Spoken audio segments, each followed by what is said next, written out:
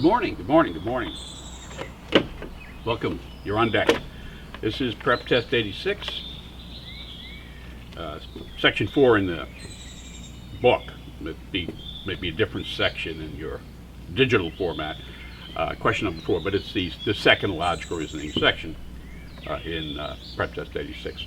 So the issue in question number 4 is Young responds to Warner's argument. So this issue, when you respond to someone's argument, you're employing an argumentative technique. So Young is going to hear what Warner says and is going to respond with a certain technique, and they're really requiring you just to identify what was the nature of the response. Okay, so here's Warner. Until recently, most competitive swimmers were high school or university students. Again, you stop. Okay, I got it. So if you're a competitive swimmer, basically you're a high school or university student. Okay, now more and more competitive swimmers are continuing well beyond their university years. You stop for a second. Okay, but now competitive swimming isn't just limited to high school or to university years. Okay. Clearly, it's bringing in our conclusion, better training regimens have allowed today's competitive swimmers to stay fitter longer than swimmers of the past. So the conclusion is that the reason competitive swimmers are now swimming competitively beyond their high school and university years is attributable to the training regimens that have allowed those swimmers to remain fitter than in the past. And that's Warner's argument. So Young is taking this all in, and Young is going to respond. So let's see how Young responds, and then characterize what did Young just do. And Young replies, not necessarily. Okay? So Young doesn't necessarily agree. And here's why. No one has the time to both be a competitive swimmer and hold an outside job. Okay? But unlike in the past, today's competitive swimmers can make a living at their sport. Okay. So you just stop, say, so Young's not addressing Warner's specific factual argument. You know, Young's not taking issue with whether there was a training regimen or not, nor is Young taking issue with, whether the training regimen plays a role in this. Young is saying, however, there's a factor that Warner hasn't considered, right? And the factor that Warner hasn't considered is there may be something at work here, either in lieu of the training regimen or in addition to the training regimen. And what Young is saying is, well, in the past you couldn't make money swimming, so you're a university student, you swim, you got to go get a job, you can't swim. But now you can swim, so because you can make money. So it may be the money that's the factor, and not that the training regimen you had in university really matters. So what technique is that? You're introducing a fact or a consideration that was not considered in the initial argument. So that's going to be roughly what the answer is going to say, that what Young does here is introduce a consideration that Warner didn't take into account. And that's it. All that work has to be done. Now you look here and say, okay, what about A? Young attempts to demonstrate that the evidence Warner advances actually undermines Warner's conclusion. No, he's fine with that evidence. B. Young is presenting a counterexample in order to weaken the evidence offered in support of Warner's conclusion. He's not really addressing the evidence directly that Warner raises. So it's not a counterexample. He's not. To implicate a counterexample, you'd have to take that regiment and say, well, here's a case where we had this, what they refer to here, this better training regimen, and the outcome was not what you expected. So that's one, is important for you to understand what a counterexample is, and which this is not, And two, he's not directly attacking that evidence of whether there were training regimens or not. See, Young is arguing that a condition that Warner takes to be sufficient to account for a phenomena is necessary but not sufficient. And this is just to suck you in to see, you're being tested on the difference between necessary and sufficient conditions. But you're being tested on, do you really conceptually understand what that means? And this has nothing to do with necessary or sufficient conditions. D, and again, if you had the answer in your own mind, why in God's name would you spend any time on C? You're looking for, it's a consideration not in the original argument. D, Young is maintaining that the evidence presented in support of Warner's conclusion presupposes the truth of that conclusion. Again, this is just relying on, do you really understand what a presupposition is? And the answer is no. Warner's argument is fine. It's just not complete, but it's perfectly fine. It's certainly not circular. So no, it's not. Warner's saying we have more competitive swimmers today, and attributes that to the training regimen, to his belief the training regimen in universities and high schools has improved. It's a perfectly fine argument. It's limited, but it's perfectly fine.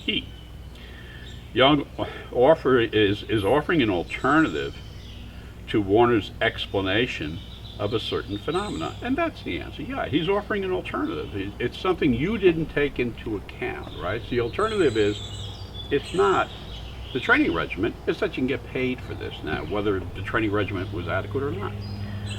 So again, you're not trying to nail down the exact words, but E is clearly the answer to question number 5. Question number 5. Which one of the following arguments is most similar in its reasoning to the business person's argument?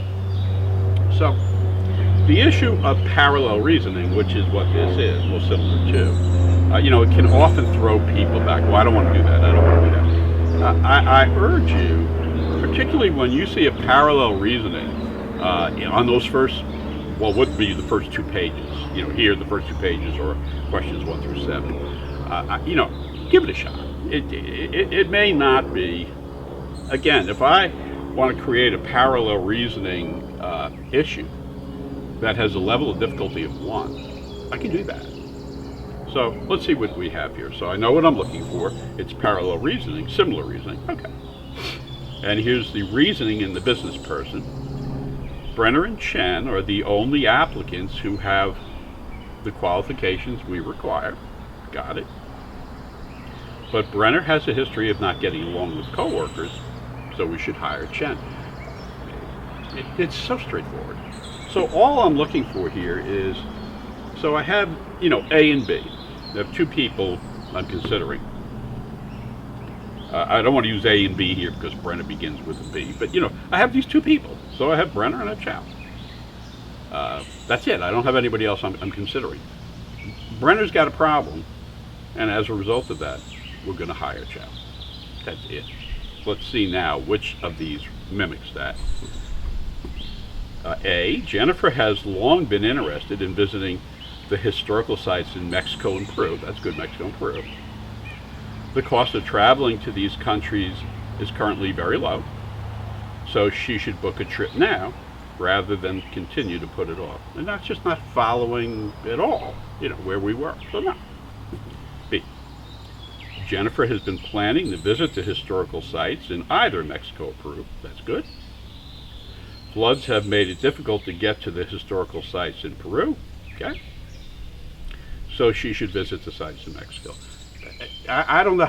Again, I don't know how you folks perceive this, but my gosh, that's straightforward. And that's the answer. And it's psychometric. Do not look at C, D, and E. There cannot be 2 credited answers. The answer is going to be B. But for the purpose of the video, C. Jennifer would like to visit historical sites in either Mexico or Peru on her next vacation. That's fine.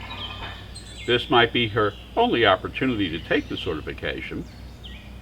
So Jennifer should choose the destination she finds most interesting, regardless of cost. It's just not even close. G. Jennifer has been planning to visit historical sites in either Mexico or Peru, fine. Travel to Mexico and Peru is currently inexpensive, so she should instead plan to visit both. It just doesn't follow. It's not parallel. E. Jennifer would like to visit historical sites in Mexico and Peru. Fine. Travel to Mexico is currently cheaper than to Peru, so she should visit the historical sites in Mexico now and visit the sites in Peru at a later date. No. And again, there's just no well, there's a reason. There's no good reason to read past B. So the answer to question number 5 is B for Brutus. Question number 6. The issue here, this statement that that a thought of a typical human face must exist in the infant's minds plays which one of the following roles in the psychologist's argument? So this is the role in the argument issue. It's really important. Again, an argument has the evidence is the DNA. The DNA gives it a form. The form is the conclusion. When the DNA is inadequate when the form claimed is not adequately supported by the DNA, then you have a faulty argument. When the DNA itself, that which is relied upon as being factual, is in fact not factual, that's a problem. All right.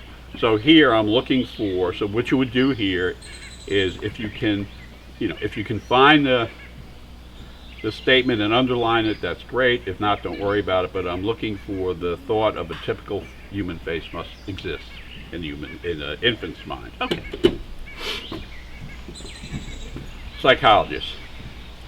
Thinking can occur without language. And just stop for a second. Thinking can occur without language.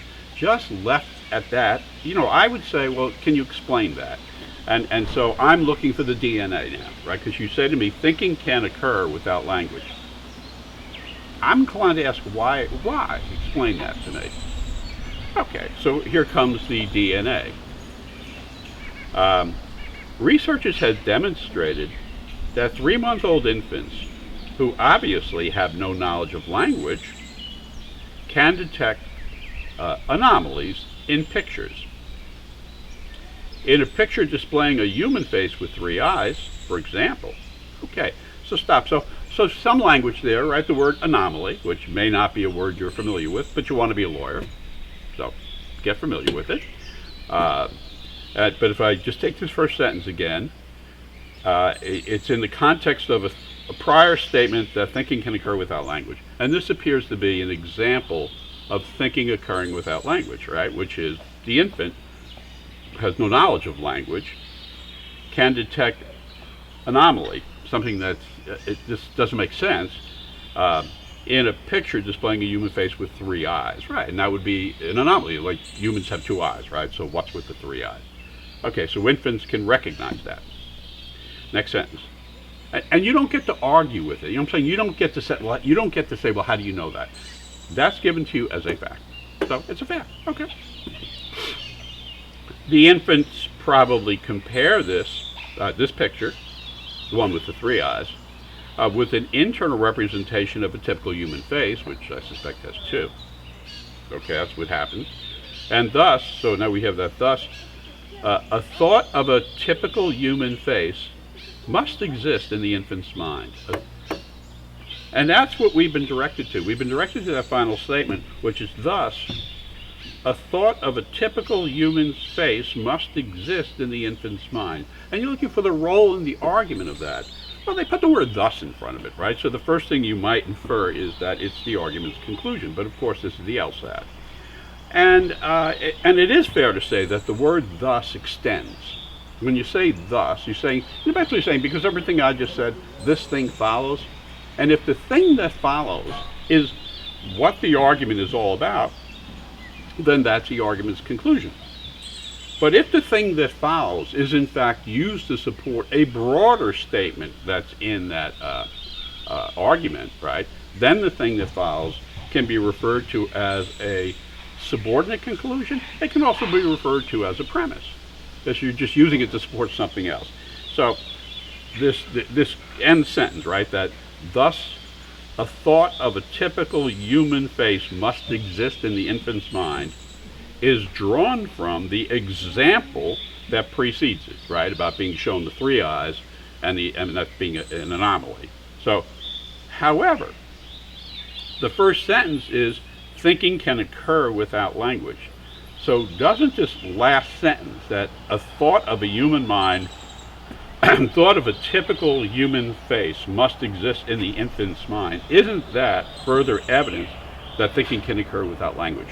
And so in question number 6, I don't know, I suspect it'd have somewhat higher fail rate, but it's a great example of role in the argument, because the role of that argument in the final sentence is it's not the argument's main conclusion. So I don't know the words they're going to use, but the role of that is that it's a subordinate conclusion used to support the argument's main conclusion that thinking can occur without language. So let's see what they come up with, but that's the role. And what we have here, A, it is a conclusion drawn and used in turn as a premise to support a more general conclusion. That's the answer, absolutely. It is a conclusion, yeah. But its role in the argument is it's subordinate to the argument's main conclusion, therefore it is used as a premise to support the main conclusion that thinking can occur without language. So A is the answer. If I look at B, it is attributed to certain researchers as the main conclusion of their reasoning. Okay, but that's not the main conclusion of this argument. C, it is the main point of the psychologist's argument. No, the main point is the conclusion, which is thinking can occur without language. D, it is used to refute the claim that infants have no knowledge of language. Well, that's accurate. It is used to refute that claim. But that doesn't make it the main conclusion. That makes it something that refutes something else in an argument. And E, in other words, you could have set this up so that would have become the main point. The main point could have been just to refute the claim. But here, it's not to refute the claim, it's to establish that thinking can occur without language. E, it states the hypothesis to be explained by the psychologist's argument. Okay, again, learning how to distinguish the evidence, which again I'll refer to as the DNA, from the argument's conclusion, which is its ultimate form, its ultimate purpose, is absolutely essential. And here, the purpose of the writer is to establish that thinking can occur without language. That's the purpose, right? The DNA the person establishes is everything else that's in here. Okay, so the answer to question number 6 is A for Augustus. Question number 7, each of the following if true, would support the nutritionist view, except, so just stop for a second, except just messes people up because you're under the pressure of the test and you lose your bearings. It's a psychometric test. Certainly it is stressful. My life it's been stressful to try a case. And you can forget things and you get nervous. And so that word accept is there to keep you saying, okay, 4 of these are going to support the argument and those are not the answers. So let me get the argument. Can't support it if I don't understand it. Nutritionist. Contrary to popular belief, a high calcium diet does not present osteoporosis. And then they tell you what that is, which is a decrease in bone density. Stop. Just absorb it.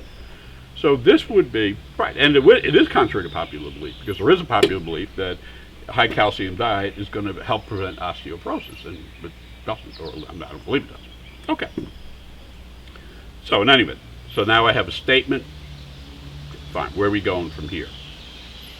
And that sentence is simply given to you as part of the DNA, because the DNA is just telling you there's a belief. The person's not endorsing or not endorsing the belief, right? So it's just, okay, there's a belief out there. Next. Rather, a low protein diet with an abundance of fruits and vegetables and a minimum quantity of meat and dairy products is essential for the prevention of the condition. And you stop and you read and you say, okay, so it's not a high calcium diet. That's not going to help you if I have osteoporosis. Now, the word essential is certainly a word you want to pay attention to. I mean, some words are more important than others. And the word essential means you can't do without it. It means it's necessary. So the second sentence informs us that a low protein diet with an abundance of fruits and vegetables, right, and a minimum of meat and dairy is essential. You gotta have it for the prevention of the condition, osteoporosis. Next sentence. Weight-bearing exercise, such as walking or climbing stairs, is also essential. So there are two necessary elements here.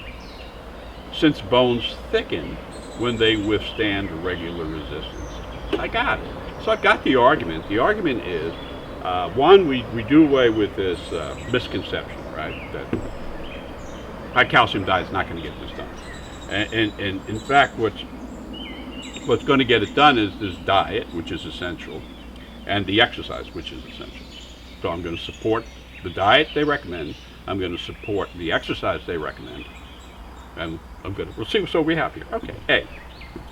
Astronauts who have lived in the weightless environment of space have exhibited decreases in bone density despite vigorous physical activity.